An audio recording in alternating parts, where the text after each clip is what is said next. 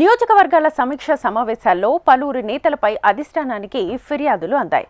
గాంధీభవన్లో మహబూబ్ నగర్, నాగర్ కర్నూల్, వరంగల్ లోక్సభ నియోజకవర్గాల సమీక్ష సమావేశాలు జరిగాయి.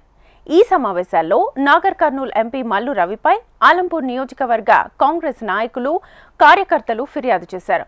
మల్లు రవి పార్టీ లైన్ దాటి బీఆర్ఎస్ ఎమ్మెల్యే ఇంటికి పిలిపించుకోవడాన్ని పార్టీ నాయకులు తప్పుపడుతున్నారు.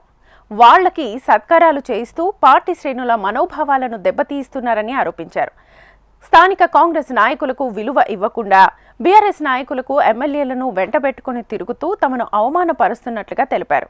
ఇటీవల జరిగిన పలు ఘటనలను ప్రస్తావిస్తూ వినతి పత్రాన్ని అందజేశారు. మరోవైపు వనపర్తి ఎమ్మెల్యే మేఘారెడ్డిపై అదే నియోజకవర్గ మాజీ ఎమ్మెల్యే, రాష్ట్ర ప్రణాళిక సంఘం ఉపాధ్యక్షుడు జి చిన్నారెడ్డి ఫిర్యాదు చేశారు.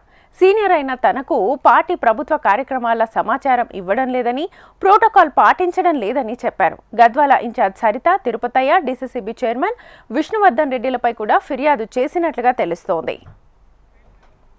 ఇదే అంశానికి సంబంధించి ఫుల్ డీటెయిల్స్ మా ప్రతినిధి ప్రేమ్ అడిగి తెలుసుకుందాం లైవ్ ద్వారా. ప్రేమ్.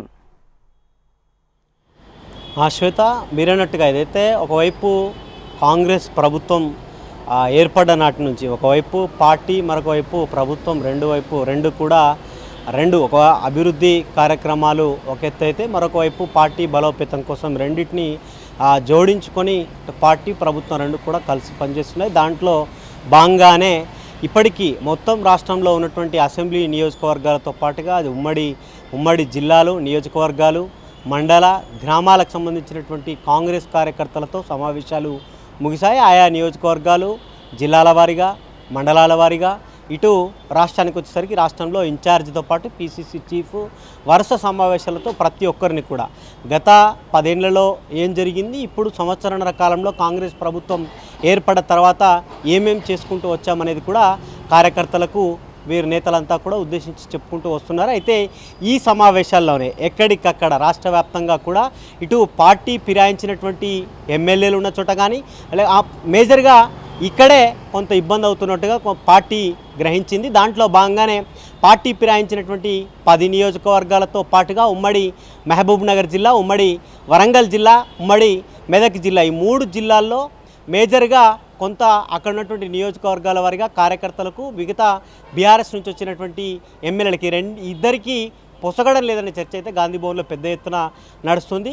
దాంట్లోనే ఒకవైపు స్టేషన్ గన్పూర్ కానీ, మొన్న జగిత్యాల, ఇటు గద్వాలకు సంబంధించి, మరొక వైపు రీసెంట్గా ఆలంపూర్, ఈ నియోజకవర్గాల్లో ఎక్కువగా గొడవలు అంటే పార్టీ ఫిరాయించి వచ్చినటువంటి వారితో మొదటి నుంచి కాంగ్రెస్లో ఉన్నటువంటి వారికి పెద్ద ఎత్తున గొడవలు జరుగుతున్నట్టుగా సమాచారం అందుతుంది. మరొకవైపు ఇటు ఇన్ఛార్జితో పాటుగా ఏఐసీసీకి కూడా ఫిర్యాదు చేసినట్టుగా సమాచారం అయితే అందుతుంది. నిన్నటికి నిన్న మనం చూసుకోవచ్చు. ఆలంపూర్కు సంబంధించినటువంటి విషయంలో మల్లు రవిపై ఆలంపూర్తో పాటు గద్వాలకు సంబంధించినటువంటి కాంగ్రెస్ కార్యకర్తలు, మేము 10 ఏళ్ల పాటు బీఆర్ఎస్ ప్రభుత్వంలో ఎన్ని కేసులు పెట్టినా, అక్రమ కేసులు పెట్టినా, వేధించినా పార్టీ ఫిరాయించకుండా కాంగ్రెస్ పార్టీ కోసం, కాంగ్రెస్ పార్టీ బలోపేతం కోసం మేము పనిచేశాం.